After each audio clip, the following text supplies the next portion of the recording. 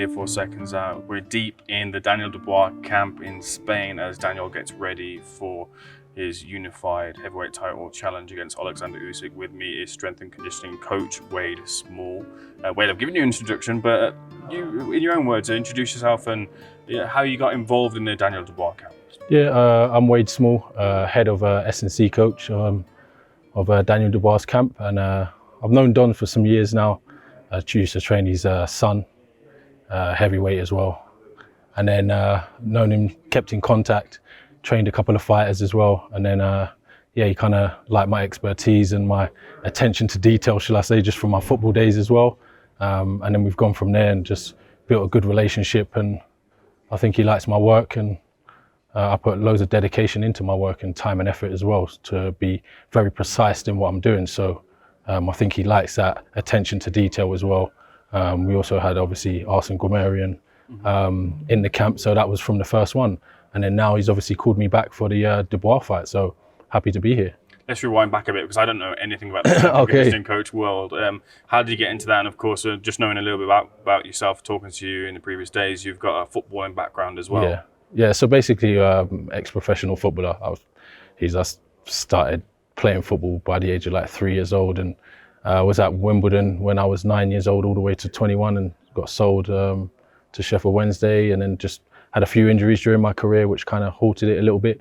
But I don't want to ponder on one of those ones like poor me and stuff, because otherwise it wouldn't have led me to where I am today. So the next best thing was obviously for me to get into like sports performance and strength and conditioning straight after football, and been doing it for like 10 years ever since. And yeah, lucky enough to kind of grab this opportunity and be where I am today to put my input and my experience through the football days and all the training and rehabilitation and the mindset and everything that I've been through the years. And yeah, and it's very valuable to me, and it's good that I can pass it on as well, and that's what I love doing. Sounds very simple in terms of your role being, obviously you focus on the strength side and the conditioning side, but what does that encompass? What do you look at as a whole? So yeah, basically strength side is not just lifting heavy weight. Strength stuff can be within the body weight category as well, just keeping Daniel just functionally fit as well, and having stability through his legs, his glutes, and having strength in that as well. So strength is not just a part of just lifting weights. It goes way deeper than that as well, and having more stability so he's able to move around freely and do the things that he loves to do, and showcase his skills to the highest platform that he's on now. So and then the conditioning side is just getting in some footwork, and we have swimming as well, and we have running, and just encompassing all of that into the mix of a bowl and bringing it in, and then you're going to see the package arrive on the night on the 26th. As Daniel, look, he's a big hulking heavyweight. Heavyweights come in that sort of size. You mentioned you work with other athletes, Arsene Guimaraen. He's a big guy as well. He's a cruiserweight nonetheless. Is it different preparing a heavyweight for a fight than it is maybe other athletes? Yeah, of course. I mean, some of the stuff that you do with the welterweights, and I've had welterweights as well, and some of the stuff doing with like middleweights and obviously heavyweights is going to be different because they're not as fast, not as sharp. But Daniel, if you see him and you see him swim, you'll be like, yeah, he looks like a swimmer. And then you'll see him run, you'll be like, he looks like a sprinter. So he's an athlete, and that's what we class him as. Our thing, especially me as a trainer, is not to train someone as if they're in that sport, is to train them to be a complete athlete. And that's how you get the best out of the athlete, basically. Train them like an athlete and they'll perform like one. I'm going to speak very, very loosely from what I know of my knowledge of this area, but Daniel looks like someone who we've seen the highlight reel knockout, someone who's made for fast explosive, those fast twitch kind of moments to create those endings and those outcomes. What's his body composition, in your own words, from what you've seen and worked with him, in the training? Yeah, very, very fast twitch, very fast twitch muscle fibers. You'll notice just because of that way he bounces on his calves and stuff, he has that explosiveness in him, and where the fast twitch lies just below the knees as well. He's very explosive in that, and we all know that the power comes from the ground up. It's like obviously Mike Tyson displays as well, and Daniel has that ability as well. So yeah, from the ground up we work stiffness in the ankle, being explosive, and that's basically it. It's like explosive, power, endurance, power, and obviously holding the strength but in an athletic performance base. We watched Daniel do the swimming today, and like you mentioned, yeah, I did see him, and he did look like a swimmer, a lot better than Very good. I could swim in any sense anyway. But what does that do for him in terms of that side of things? Yeah, I mean, if you look at the swimmer, it's opening out the lats, it's opening up his diaphragm as well. It's getting rotation in his shoulders, so it's getting fully functional movements, and it's a full body exercise as well. You can go in there and swim casually, or you can go in there and actually do relay lengths as well, and he can swim very good. So especially for someone of his size and his weight as well, he can swim very good. So it's cardio based swimming that we do, and then we can have the actual recovery based swimming as well. So it just depends all on intensity. Intensity to training is everything, and with the intensity he showed today, which you've seen, obviously he can swim at a great pace and recover very well as well. Bit of a different task in a sense of he's coming into this fight, which is a high magnitude, high level fight, but also he's coming up with an injury, looking to kind of maintain his strength and condition, build up on that, but not exacerbate any injuries as he looks to recover and continue recover from that. Yeah, of course. Obviously, we've got to be smart about that as well. And when I've been it my whole entire life in terms of football, so we know how to work around anything.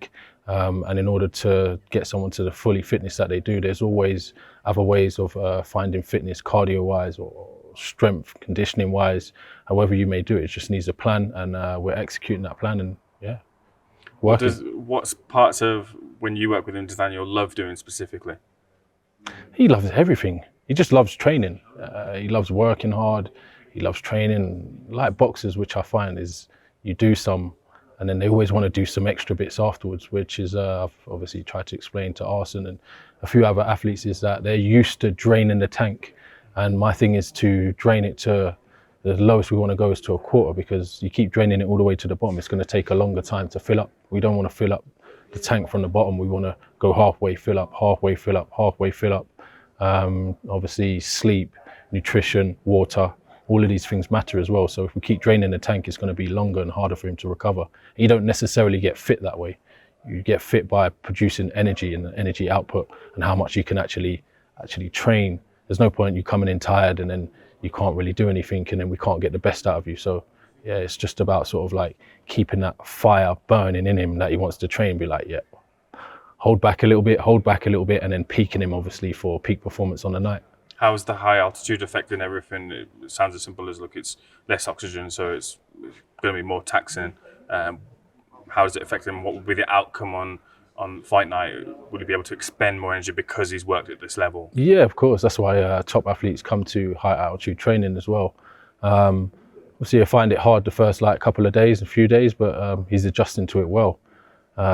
Breathing and the recovery is a lot faster as well. So once we go down to normal level, his recovery is going to be, probably won't even sit down during rounds, but I'm guessing obviously he will. But yeah, his recovery is going to be pretty ridiculous, to be honest. It's ridiculous now. So yeah, be looking forward to it. It's going to be a good showcase of level of fitness, of obviously display of what I've done, what we've done as a team, and then you'll see on the night.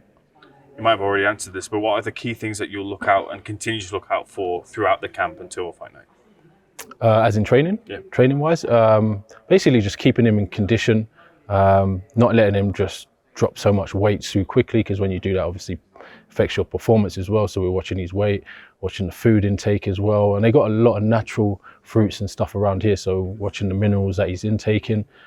Training-wise, just keeping it steady, always asking him how he's feeling. It's a big mental thing as well.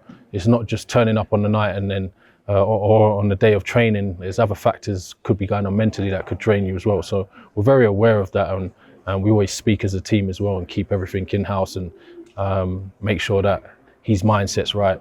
And if it's not, then we ask questions, or we leave him to figure it out himself, because he's young.